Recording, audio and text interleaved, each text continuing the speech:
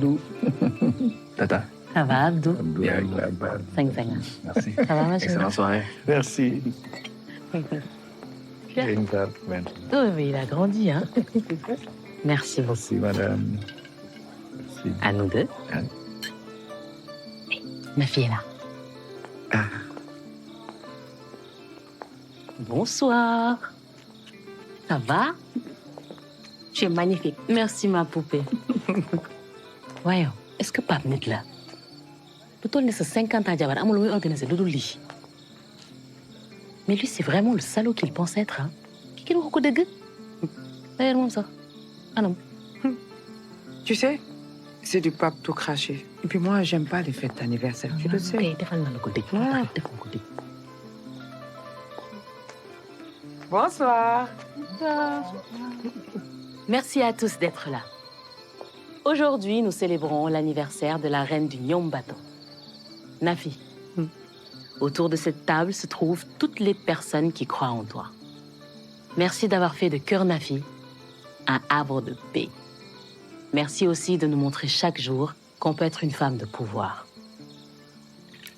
À tes 50 ans. Merci. Merci, maman, d'être une source d'inspiration pour moi. Et comme tu le sais, je t'aime d'amour. Je t'aime aussi. Merci. Joyeux anniversaire, ma fille. Je suis très fière de toi. Merci, maman. Ma fille, t'es un roc qui peut transformer l'impossible en possible. Joyeux anniversaire, ma lionne. Merci, Astou. Ne fais pas secouer à mes 50 ans.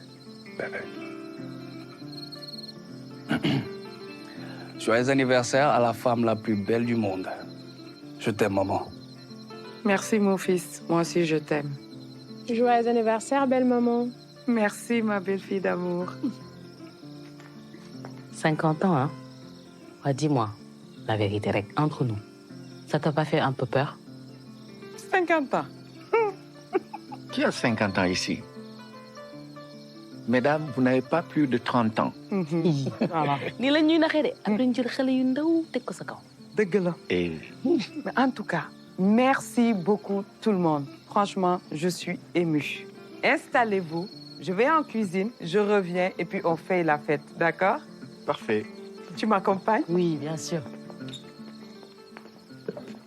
Nafi, Oui. je peux te poser une question quand même? Oui. Dis-moi, est-ce que tu es heureuse?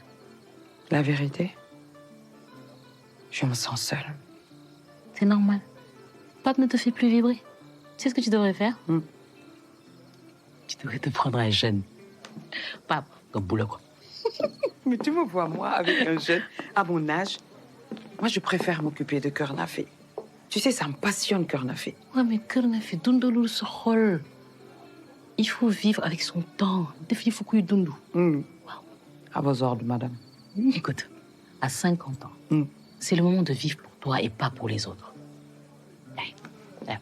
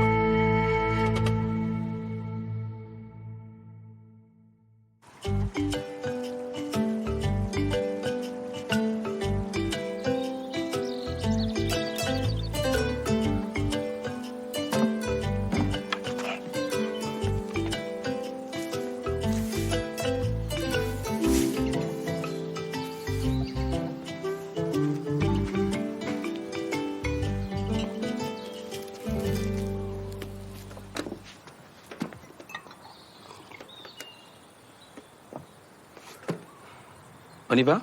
Et pape? Bah écoute, tu nous retrouveras au ponton. Allez. Oh. Bah écoute, il faut profiter de la belle vue de cet hôtel. Le pays est magnifique, les gens sont très sympathiques. C'est un peu comme le Bénin chez nous.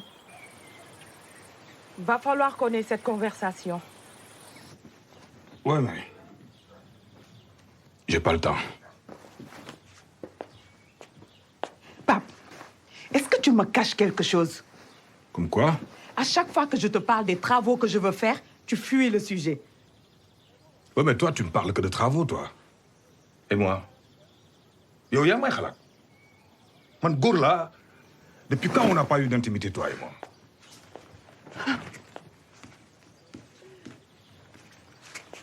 Papa, bàyyi sa caaxaan yi waay. Yow léegi nga dégg maam. Jox ma xaalis pour lodge bi. Nafi, je n'en ai pas. Xanaa samay bëñ laa lay jox.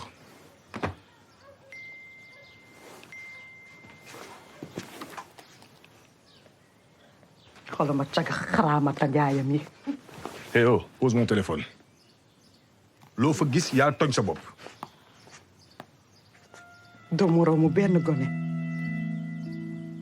Loo fa gis yaa tooñ sa bopp.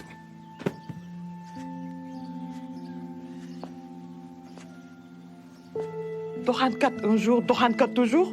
C'est ça? Yow dara doyu la. Dara sóoru la. Malgré tout ce que je fais pour toi, tu passes ta vie à me tromper, à m'amener des maladies, à me détruire. Eh, Cool! Je suis épuisée. Mënatuma. May ma sama baat. yu ñàkk fayda yi tasul sëy. Tu comprends? Pape, may ma sama baat. Mënatuma, Pape. Pape, may ma sama baat. Calme-toi. Non, may ma sama baat. Yow, may ma sama baat laa wax. May ma sama baat. Mayuma la. Pape, may ma sama baat. Mayuma la. Yow caga yi nga mérité, du man nga mérité. Je suis trop bien pour toi. Va voir tes putes. Je veux divorcer. Mayuma la. Réfléchis, hein, tu as 24 heures. Eh, Pape, may ma sama baat, Pape.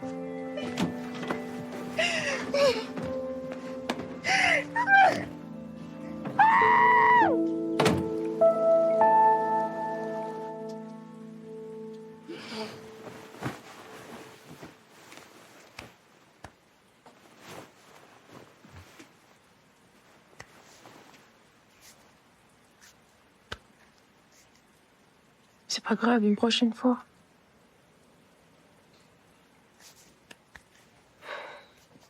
Bébé, ce n'est qu'une panne, ça arrive à tout le monde. Oh. Les nekkatul panne, c'est devenu un problème. Je n'y arrive plus. Qu'est-ce que tu comptes faire, baisser les bras? Les gens, ils parlent. On s'en fout. C'est pas eux dans notre lit. Abdou, je t'aime. Et je serai là pour toi. Enfin, pour nous. Je vais prendre un rendez-vous chez un gynéco, d'accord?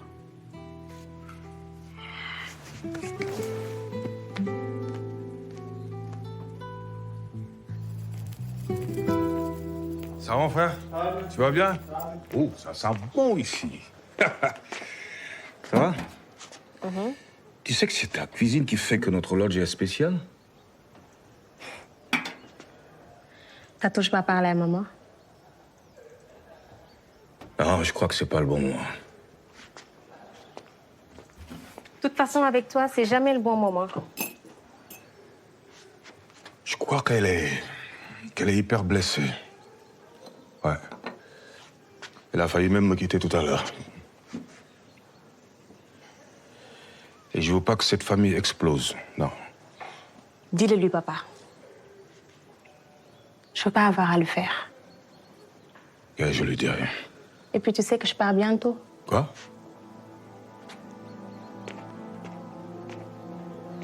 Non. Pas toi.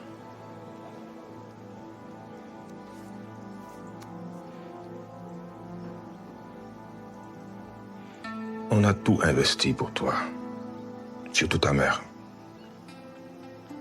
Ce lodge, cette famille a besoin de toi. Je suis patiente en attendant que tu lui dises la vérité. Mais après, je me barre.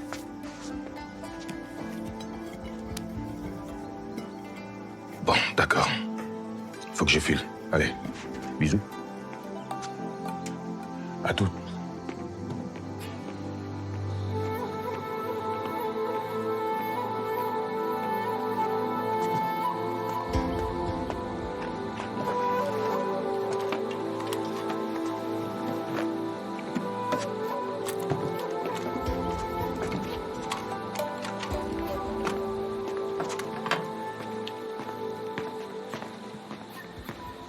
Alors les gars, prêts pour l'océan?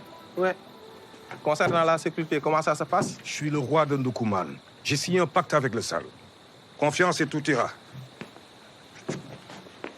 Monsieur, je vous envie. Vous avez le meilleur avec vous. Rien de mieux qu'une journée de pêche pour le rendre heureux. Mais toi, tu sais ce qui me rendrait heureux. Tu le sais.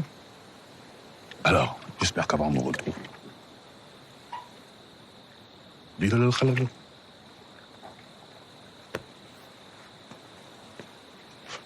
Allez, c'est parti.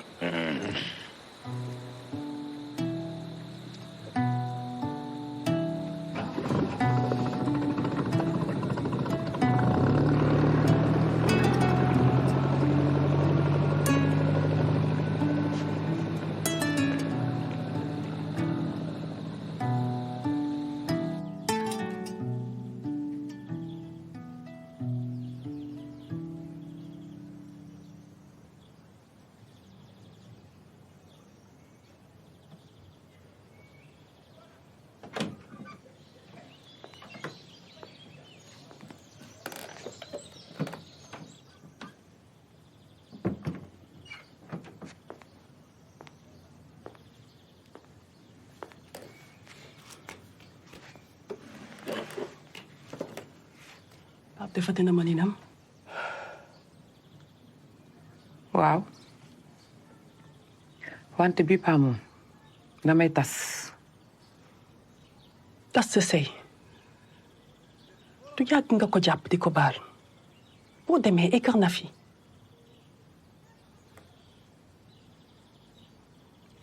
man maa suur Pape suur lépp lu takk ci moom. sa kër na fi bii su bëggee na ko jël mu may ko cagaam yi sama yoon nekku ci. Pape lu mu guddi guddi si yow lay fanaan si laisse tomber. mais loolu doyuma.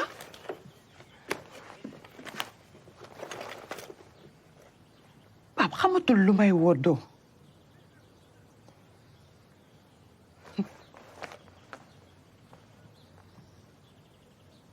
Il ne prend pas soin de moi. mayuma jàmm.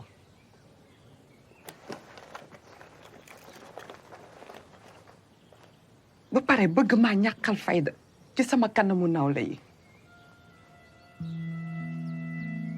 waroon nga dégg wax yu neex yi mu koy wax. lu nekk mu jëndal ko ko. Astu sama yaay daana wax naan góor bu bon mooy dëmmu jigéen. gis nga Pape mooy sama dëmm.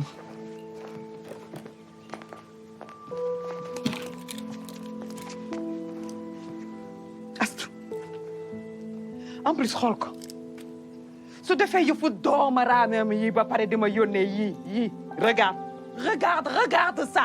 Tu sais combien j'en reçois par an? J'ai 50 ans. 50 ans. Je ne veux pas gâcher ce qui me reste à vivre avec un doomaram comme Pape Astou. naa ni mer nga lenn xam naa ko fii ku fi ne góor baax na sa baay rek a sa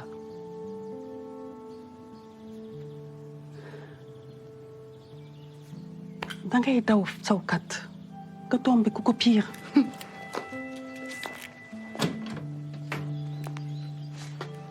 gis nga Astou dajeeg pup katulal sax moo ma gënal Pape.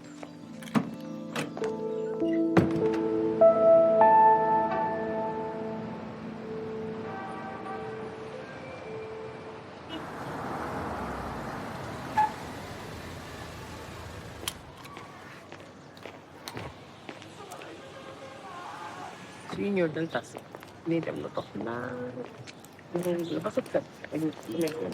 salaamaaleykum. Maaleykum salaam. Yàlla fay la.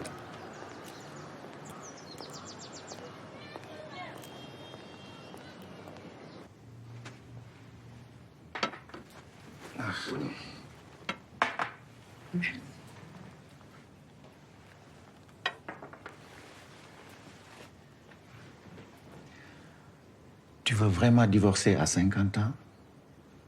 Oui. Et récupérer les 50% du lodge qui m'appartiennent.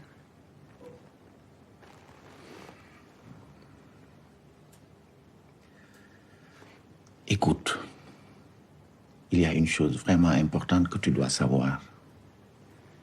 Kër Nafi est à Pape et à moi. On l'a construit ensemble.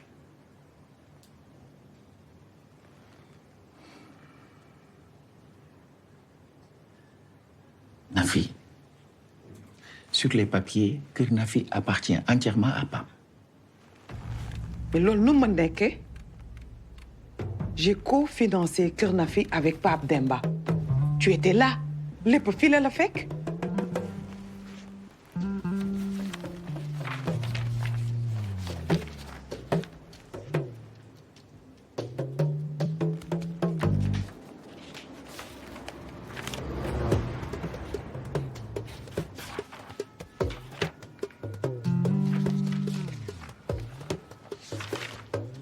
Mais Demba. Sur les papiers, c'est son lodge. Nafitou, si tu divorces, tu perds tout. Tu sais que ce document n'est pas valable. J'ai laissé son nom sur le titre foncier afin qu'il soit bancable. Mais ensuite, il devait rajouter mon nom sur l'acte de propriété. Mais t'étais là, leer na la Demba. Il l'a jamais fait.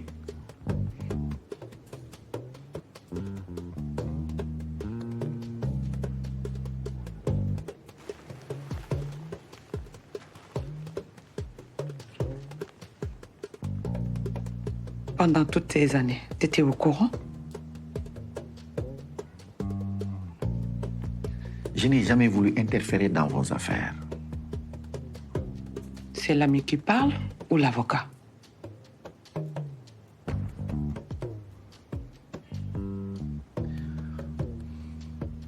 Si tu divorces, tu n'auras rien, Nafi.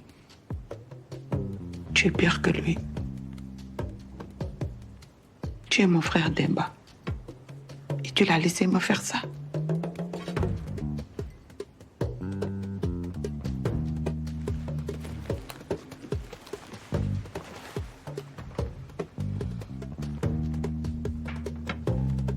Tu n'existes plus pour moi.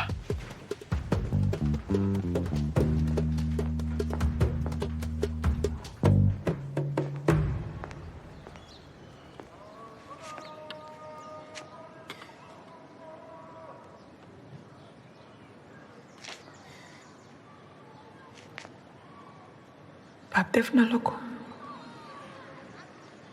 ku tasee perte lépp yoroo dara ba dara booloo jeex.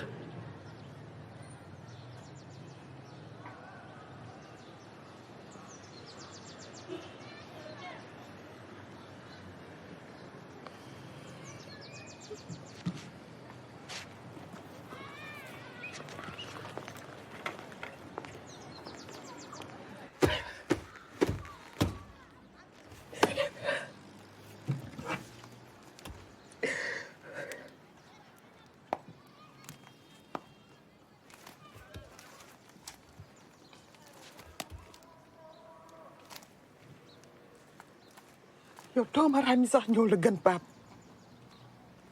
doo rus sax à ton âge nga nekk fenkat ak toxankat yal na la sama àq dal Pape imbécile bi.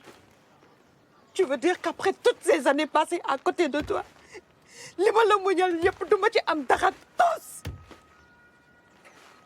mais Pape lii bu la jigee yow lii bu la jigee rek ma xam ne mbar nga Pape yal na la sama àq dal et Pape yàlla nga dee Pape yàlla nga dee rek laa la yéene Pape dee rek laa la yéene.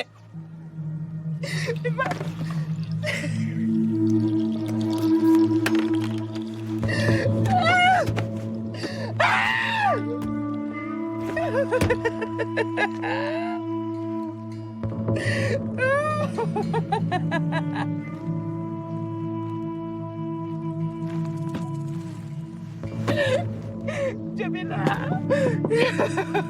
Jamila.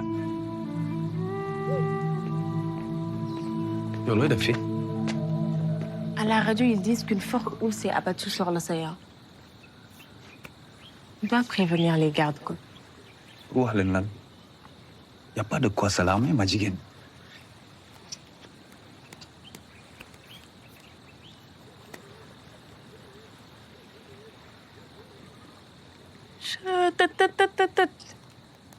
sama yaay moom kenn ko woo ba jot ko. Yow vrai chat nga quoi. Ma jigéen. T'as pas besoin d'angoisser. D'accord? Et puis, nokkal nga jóg nga dem liggéey. Kër Nafi va pas se gérer tout seul. Allez, au boulot.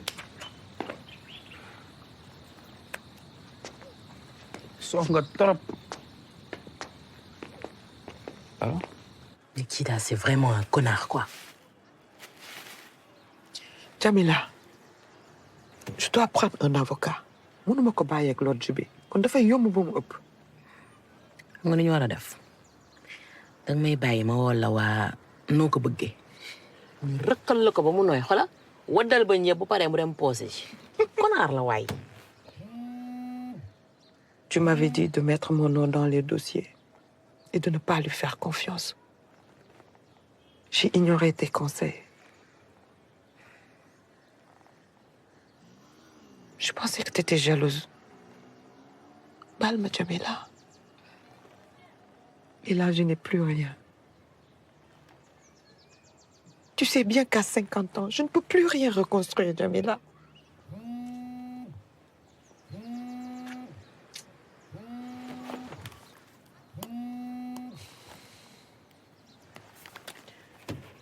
Allô? Maman, papa n'est toujours pas rentré. Ma jigéen, nekkatuloo xale. Là, je suis à Dakar. Et d'ici, crois-moi, je ne peux rien faire. Mais maman, je m'inquiète, ça fait longtemps. Eh bien, patiente. Sinon, tu avises les gardes-côtes. Eh, ma jigéen mi nañu may jàmm on n'a rien à battre de son père connard la ma ne xam nga nooy def si tu veux faire chier Pape faut que tu recontactes Samba.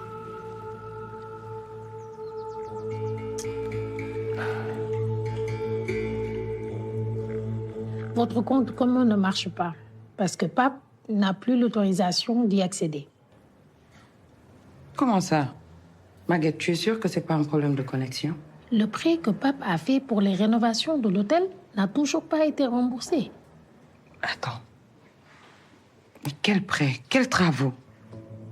Comment ça, quels travaux? Pape a fait un prêt il y a quelques mois pour rénover l'hôtel. C'est pas possible. Comment il peut faire un prêt alors que je lui ai pas encore remis le devis?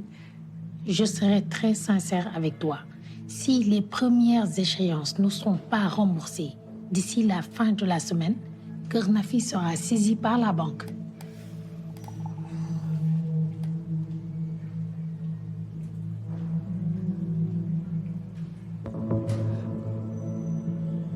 Quel est le montant du prêt? 250 millions.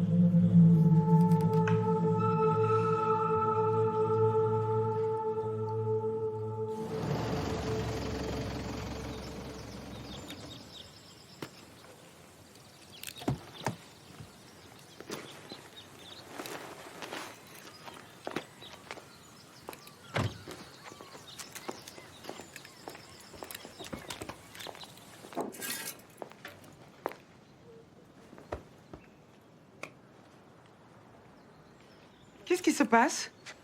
Lu xew fii? Ma jigéen? Qu'est-ce qu'il y a? Yaay? Papa n'est toujours pas revenu. Yaay, ku la bàyyi nga topp xale yi ci yii ñuy def nii.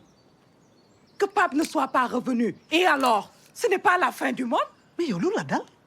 yow que Pape ñibbisi ou pas c'est le cadet de mes soucis fii ma toog ni maa ngi mel ni ku ñu yen àdduna. Eh, vous m'arrêtez ça hein? Vous m'arrêtez ça tout de suite. may leen seen yii ngeen di def nii waay yéen.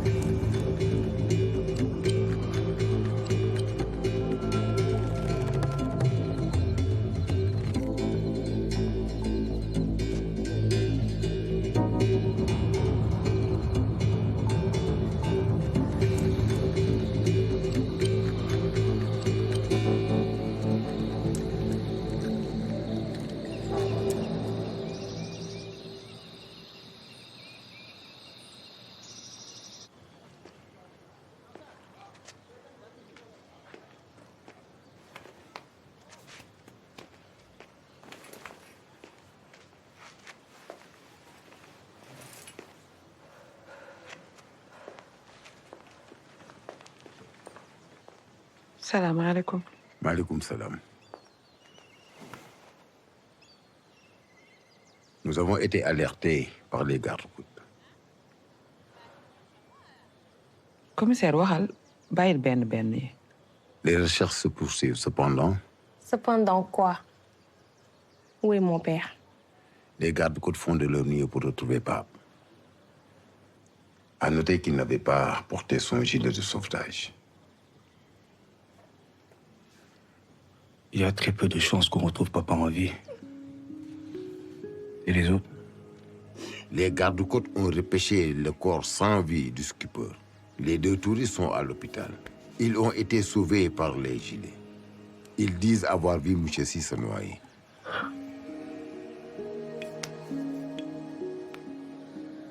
Quelle est la démarche à suivre en cas de décès? Vous devrez récupérer l'acte de décès au tribunal. Comment tu peux demander ça? Mon père n'est pas mort. Il ne m'aurait jamais laissé seul. Va revenir.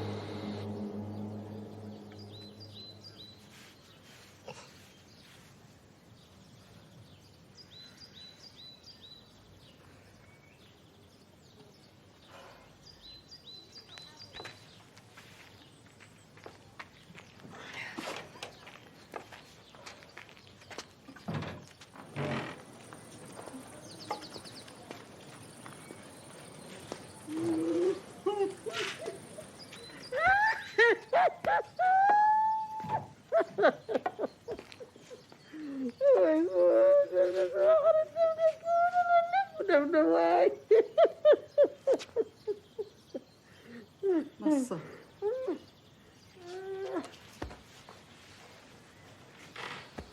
Merci. Yaay muñal. Allez, courage. muñ rekk a fi des.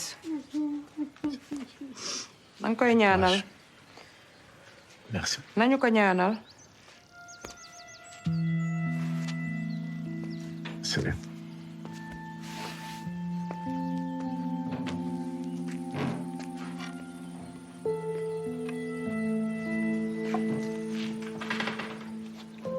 Nafi.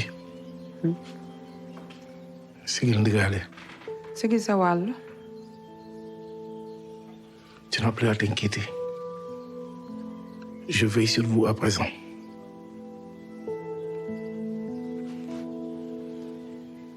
Théo, Oui, madame. montre-lui sa chambre.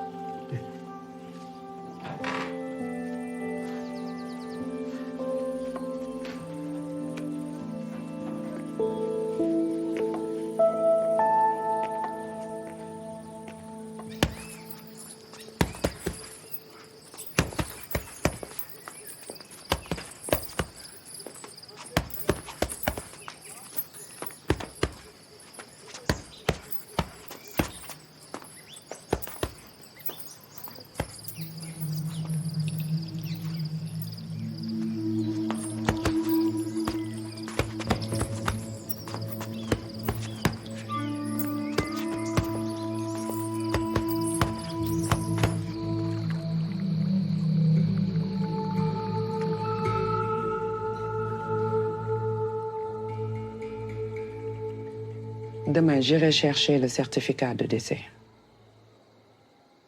et légaliser les documents qui m'autoriseront à gérer les biens enregistrés au nom de Pape. Pape seddagul sax ngay wax ndono. Si je ne fais rien, Kër Nafi sera saisi.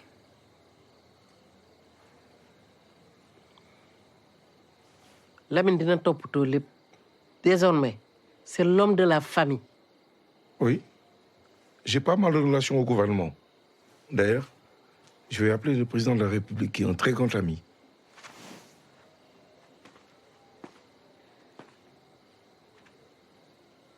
Pape a laissé 250 millions de dettes à la banque.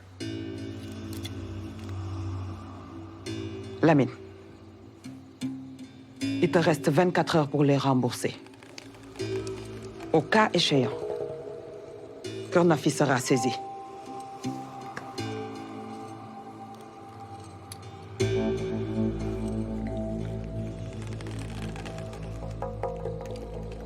$250 millions benn kese. Pape fan lay mun a lijjantee ak fan lay dugal 250 millions. Kii ma gis li ko lodge bi jaral bari na. Attends, Yaye, Nafito est une femme très honnête. maa jur sama doom. Pape du sàcc te du tappalekat. alal bii mu nar a boof moo fi dul amee. te yow sax danga ne président sa xarit la woo ko ne ko danga am problème mu 250 millions.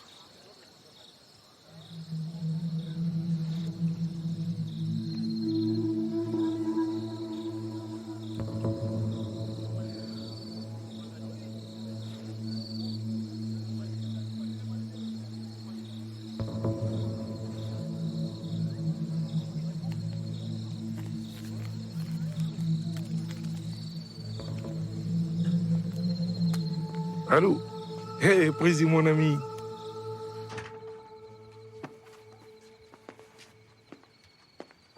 li nga defee sànq neexuma de.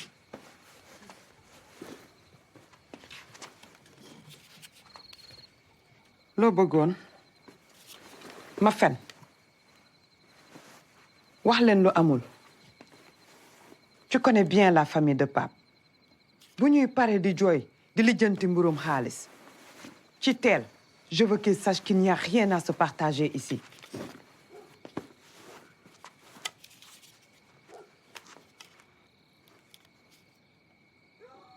Yaay tiit naa de. Si je perds le lodge, comment mes enfants vont faire pour survivre?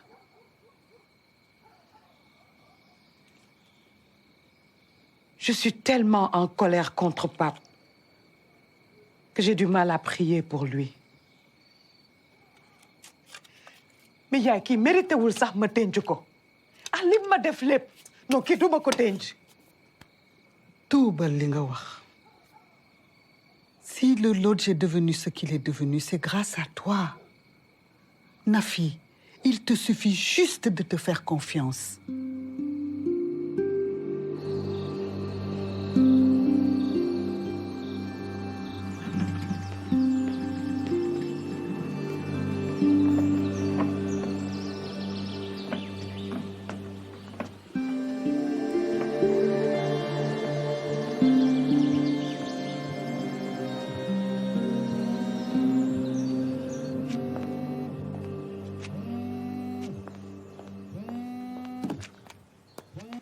Allô, monsieur Diawara? Oui, c'est Nafi. Je vais bien, merci. On va pas en arriver là. Les factures seront payées la semaine prochaine. Mon mari est décédé et... il m'a raccroché au nez. Je suis acculée par les créanciers. Si on ne trouve pas de solution, la banque va saisir le lodge. Son papa de nid quoi? Comment a-t-il osé mourir et nous laisser faire face à cette merde?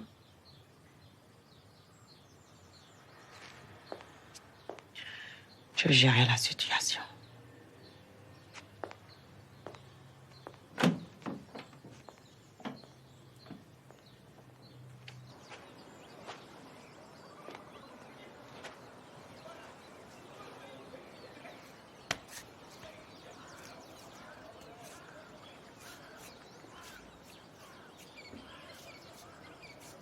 Je lui avais pourtant demandé de t'en parler.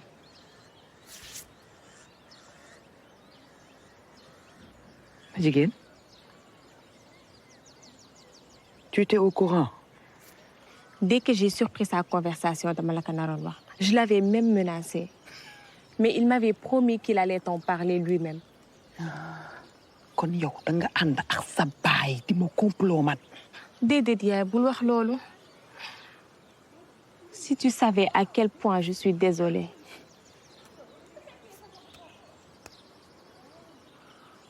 Mais comment tu vas faire pour rembourser cette dette? Xanaa comme d'habitude, me débrouiller toute seule. Je n'abandonnerai jamais. Kër Nafi est tout pour moi. J'ai donné 20 ans de ma vie à ce lodge ma jigéen. Je sais. Seen liggéey rafet na.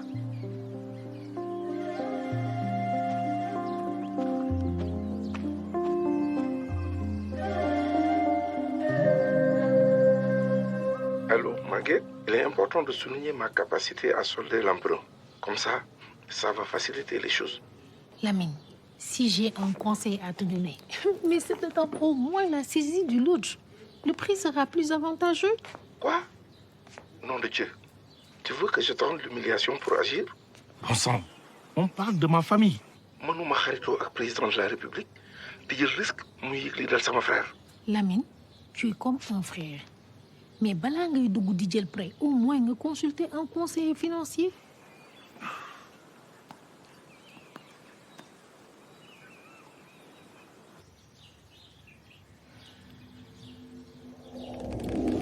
Yow caga yi nga mérité du man nga mérité je suis trop bien pour toi va voir tes putes mais même à sama bac je veux divorcer. Mayuma la.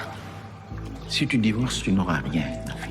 Sur les papiers, Kër Nafi appartient entièrement à toi. Pape a fait un prêt il y a quelques mois pour rénover l'hôtel. C'est pas possible. Si les premières échéances ne sont pas remboursées d'ici la fin de la semaine, Kër Nafi sera saisi par la banque. Si je perds le lodge, comment mes enfants vont faire pour survivre? Mais comment tu vas faire pour rembourser cette dette? Me débrouiller toute seule. Je n'abandonnerai jamais. Kër Nafi est tout pour moi. J'ai donné 20 ans de ma vie à ce lodge ma jigéen. Je ne laisserai jamais tomber.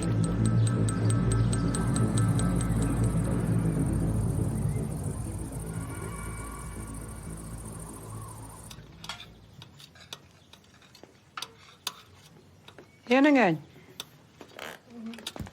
Bon appétit, yaay.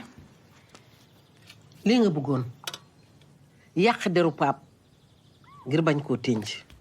Tënj Pape. Xalaatuma tënj Pape ci kaw suuf. Et pour ton information, Pape balaa moo dee, je lui avais demandé le divorce. leer na ma ni deewu Pape bii sa loxo jógu ci.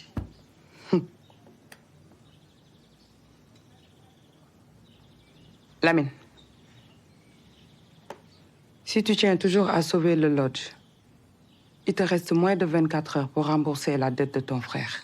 Lamine du la jox tous mënoo rey Pape ba pare teg ko ci.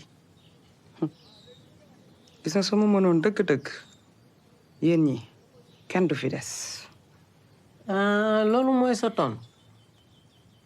lodge baa ngi noonu bu la neexee lekk ko waaye nag yàlla na la jig.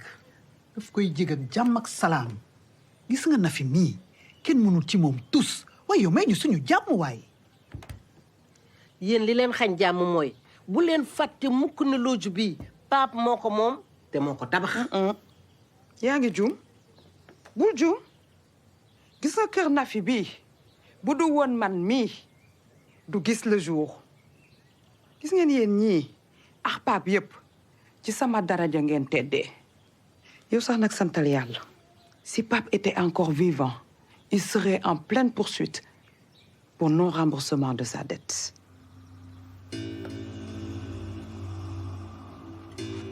Bon appétit.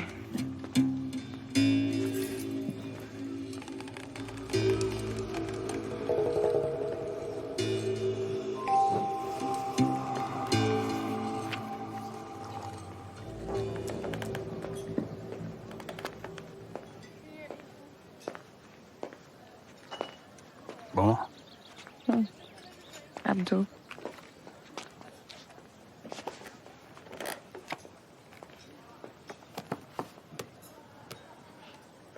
Maman n'avait pas à te parler comme ça. Elle a été gentille.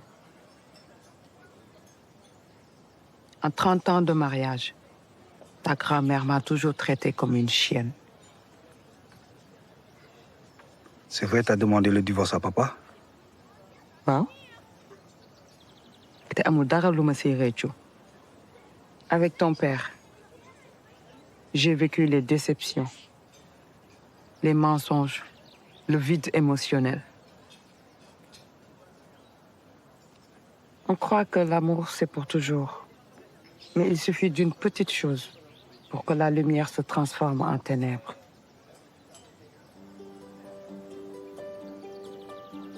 Maman, tu vas y arriver.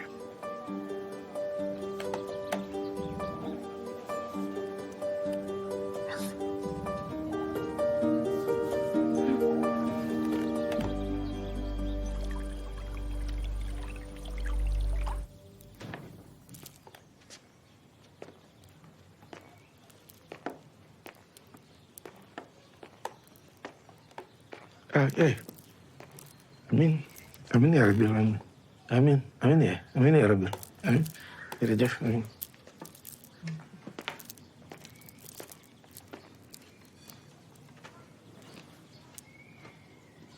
gis nga moo rey sama doom ba noppi jëlu tàng jëpp di ma ko sotti. Yaay lépp lu la metti dinaa ko faj dinaa jënd loo ci ba pare def ko ci sa tur. dama ni Lamine bis boo jëlee sa dërëm di ko def ci lodge bi duma la ko baal àddina ak àllaaxira. Mais yaay si je ne rachète pas le lodge je ne pourrai pas demander Nafi en mariage. Lamine yaa salte Pape ay yaxam seddagul sax nga bëgg koo uutu ci jabaram.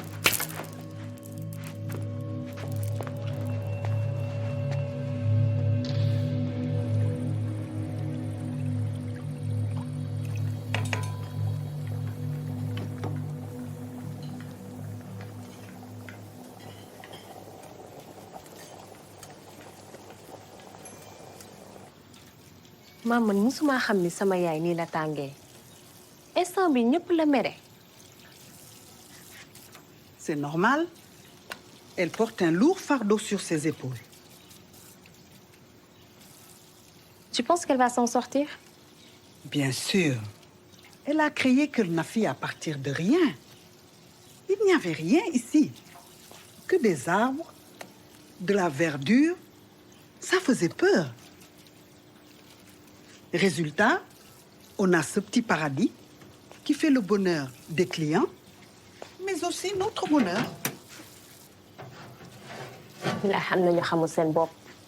On est en deuil et madame ne pense qu'à se faire plaisir. Ne cuisinons plus, ne mangeons plus, ne vivons plus. Madjigen, je vais te dire une chose. Sache que la vie continue.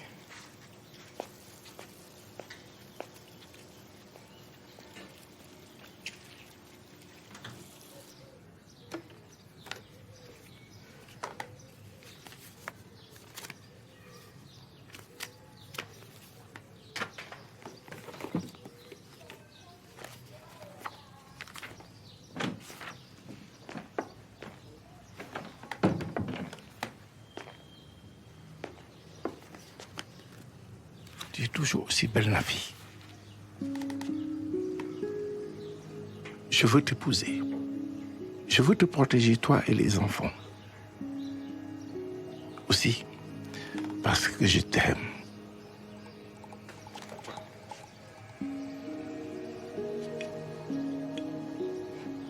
Tu n'es pas affecté par la mort de ton frère? Bien sûr que si. Mais les vivants ne doivent pas s'arrêter de vivre. Tu as toujours été envieux de Pape. Tu aurais aimé vivre sa vie, épouser sa femme, coucher avec ses maîtresses, gérer ses business. Écoute-moi bien, Lamine. Si on me demandait encore 1000 fois de choisir entre toi et lui, ce serait encore 1000 fois Pape. Hé! Vas-y. Montre-moi comment tu es un homme. Je vais racheter Kernafi. Et quand ce sera fait, je te ferai ravaler tes mots.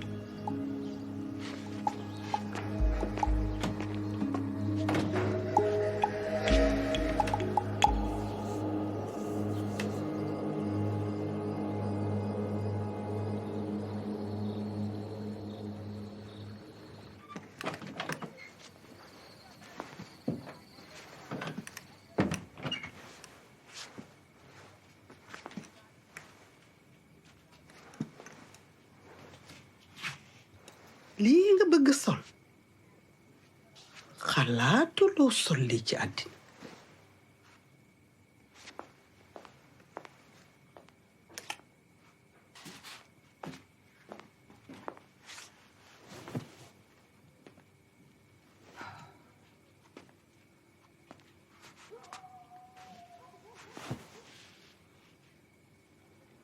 Quoi qu'il arrive, je te soutiendrai.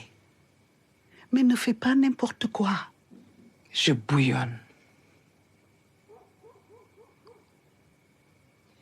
J'ai envie d'en découdre avec tout le monde. xam nga instant bi lu ma saf yéeg ci kaw ring bi ku fël rek ma épercute la. On est derrière toi. On te soutient.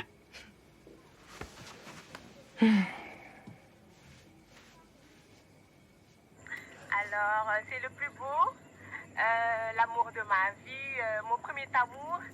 Du coup, toi, qui aimes-tu le plus entre À part ma mère, c'est toi, bien sûr. Ma mère. Et moi?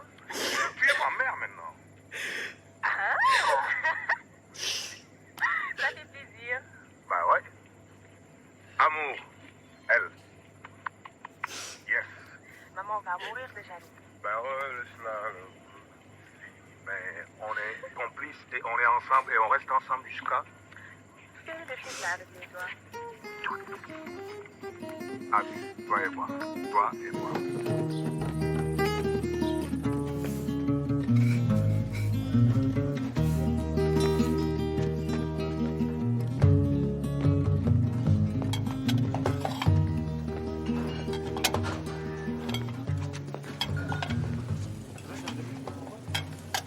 Ok.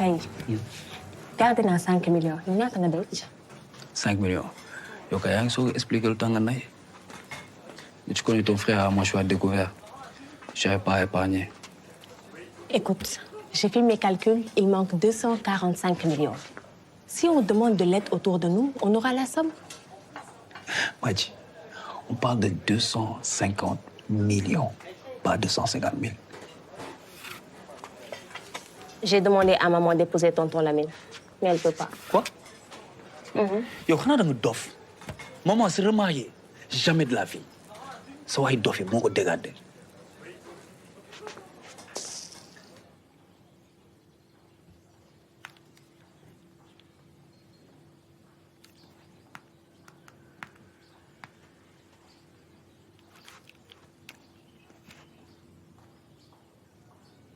Allô? Allô, Nafi? Ça va? Ne me pose pas de questions. Ne me donne surtout pas ton avis.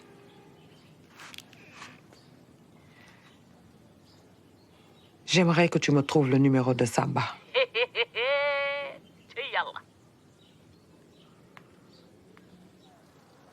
J'ai assez d'argent pour payer les dettes de mon frère.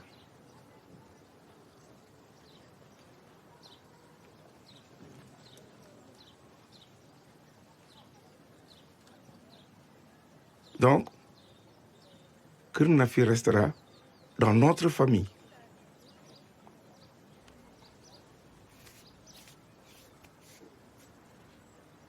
J'aurai besoin de votre soutien pour convaincre ma fille de m'épouser. Après son veuvage, bien sûr.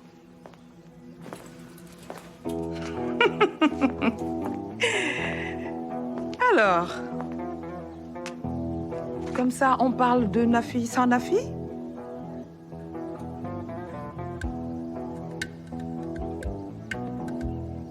Lamine, je ne t'épouserai pas. Et tu sais quoi? Je vais garder le lodge. Et je vais vous foutre dehors. Toi et ta mère.